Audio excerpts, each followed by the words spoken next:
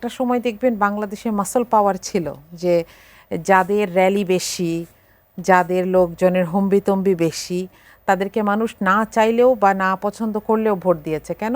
আমার ভোটটা নষ্ট করে কী লাভ? কিন্তু এখন তো মানুষ না ভোটও দেয়, তাই না? যে আমি কাউকেই পছন্দ করছি না, আমি সেইখানেও একটা মতামত দিতে পারি এবং আমার মতামতটার গুরুত্ব আছে।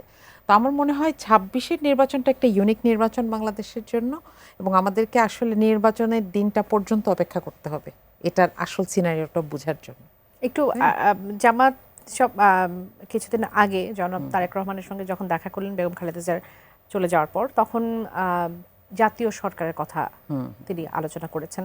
আপনার কাছে একটু জানতে চাইবি এই দুটোর মধ্যে কোনো যোগসূত্র আছে কিনা, জাতীয় সরকার এবং ঐক্যমত্যের সরকার, বা খুব বেশি তফাৎও দেখতে পান কিনা? জি জি, এখানে আসলে এগুলো সাংবিধানিক কিছু পার্থক্য আছে, জাতীয় সরকার বলেন, ঐক্যমত্যের সরকার বলেন। তবে একটা জিনিস পজিটিভ আমার কাছে মনে হয়, যে এই যে দুটা ফাইটার, তাই না, এরা একদম অপোজিশনে আছে, তারা এখনো দেখা সাক্ষাৎ করছে, কথা বলছে, একজন আরেকজনকে প্যাসিফাই করার চেষ্টা করছে, প্রতিশ্রুতি দিচ্ছে। এটা একটা গুড সাইন।